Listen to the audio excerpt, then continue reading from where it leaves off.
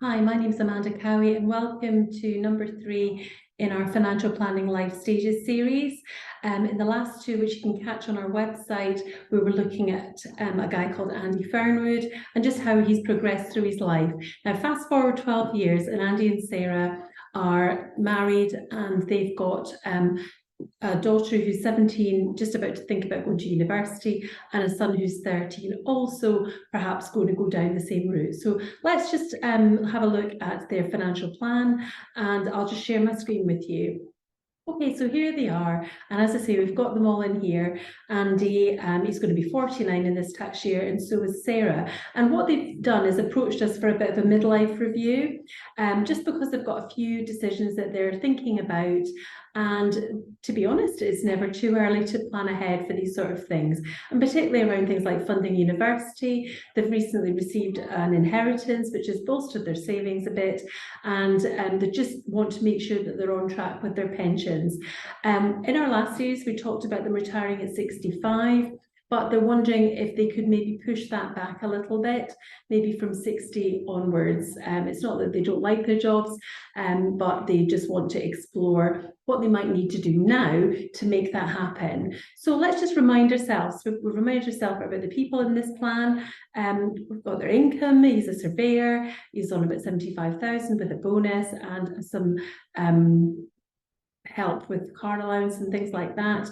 Sarah, she's increased her hours to 4 days a week. Now that the children are a bit older, she works 4 days a week for a marketing company and has that sort of level of income. She could increase her hours to full-time, and she may do that in future, but it's not absolutely in her plan right this minute, okay? Now, savings and investments, they've got about £100,000 after receiving an inheritance, but they did have some savings before as well. They're quite reasonable savers. So that's them.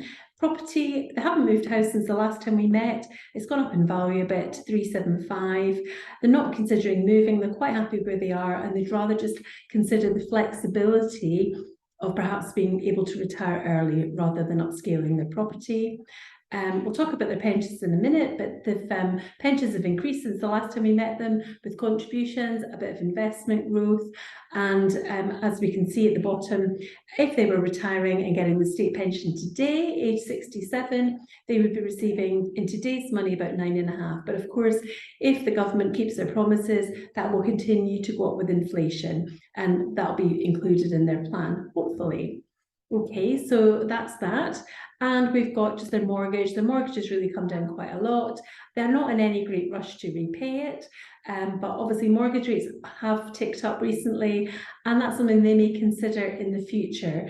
But they're quite happy with the level of debt and the time scale that they've got. They would hope that would be long gone before they retired. So that's in there. Protection, the last time we met them, we had a good look at that protection, and I think that's always something really important to look at when you've got families changing circumstances. Important to make sure that you cover the what ifs, and that's something that we look at with clients on a regular basis if they're in that category, particularly if they've got a young family.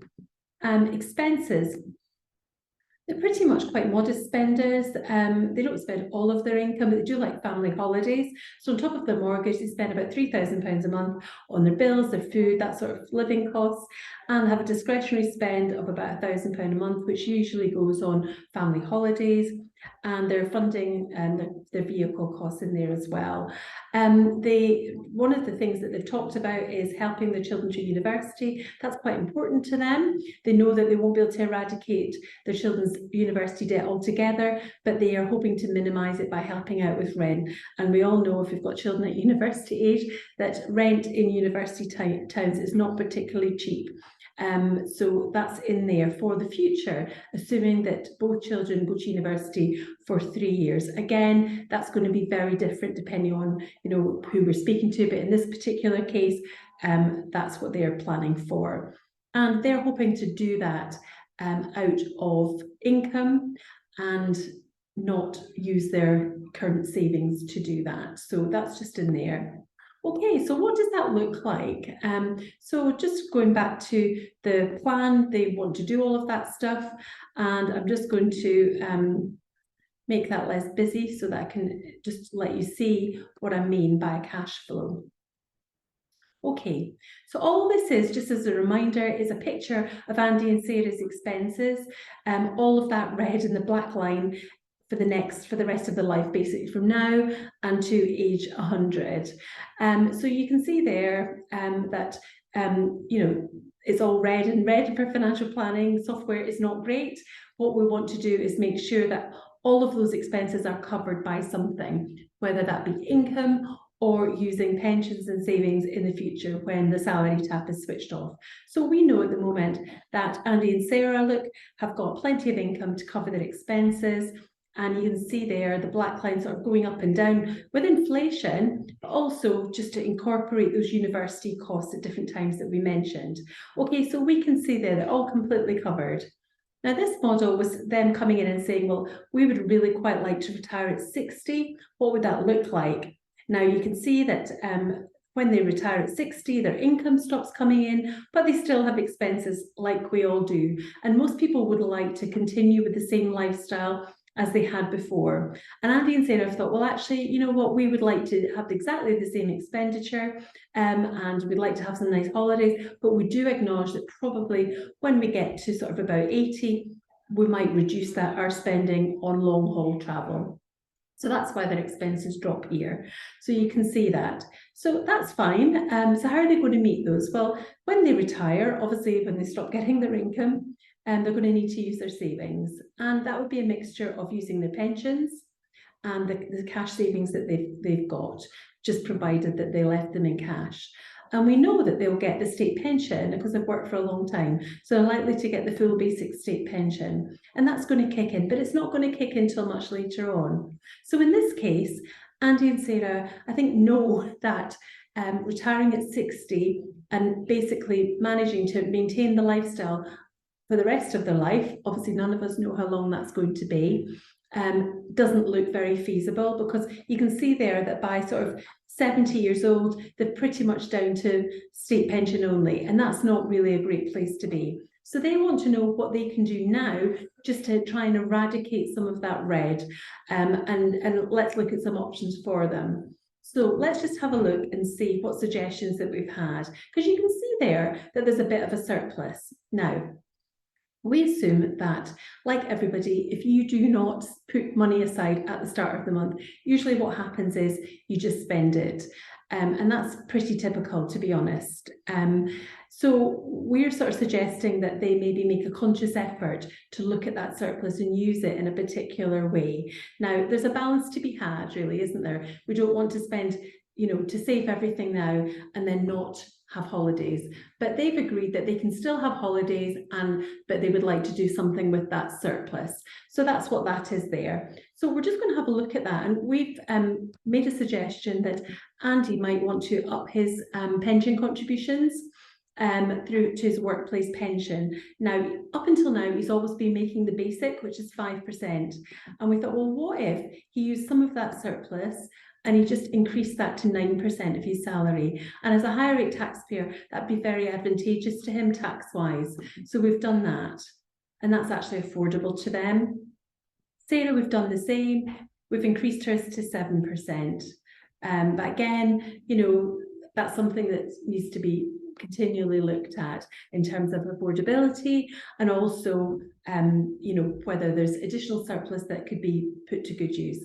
And again, pensions are a good way of maximising your future saving potential, because they benefit from tax-free growth when they're in the pension, and you also benefit from tax relief. So for Andy, as a high rate taxpayer, for every £8 that he puts in his pension, he can claim his pension will be credited with an extra £2, and he can actually claim an extra £2 back on his tax return for every bit that he's put in after 50,000. So that's quite a good way of saving.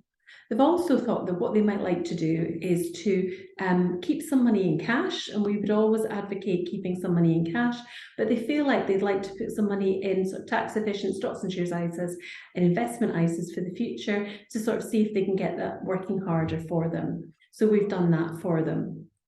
Now, we appreciate there's not an awful lot extra to save at the moment, but they might consider topping those ISAs up when the children are through university on those last few years of of working. Okay, property, we've said already that they're not really moving, and all the expenses are exactly the same. So let's just have a look and see what that looks like. Now, remember the last time their money ran out, probably around about 70. Just by making those changes, that's pushed their money out to about 78, 79. They feel that that's probably just a little bit tight. So what we've done is we've had a look to see if what would happen if they worked on an extra couple of years. Would that make a great big difference? So let's bring it back to 62 and see what 62 looks like. Yeah, okay. Seem to want to move past 63. Yeah, here we go. Okay, so 62. Yeah, okay. So let's have a look at 62 and see if that makes a lot of difference. Yeah, that makes a huge difference actually, because you can see there that actually it pushes out their savings and pensions to sort of towards the late 80s. And Andy and Sarah feel quite comfortable with that. It's something they'll keep under review, but actually, you know, for most people, what they might do is they might downsize when they get a bit older, because given that they're in a family home at the moment.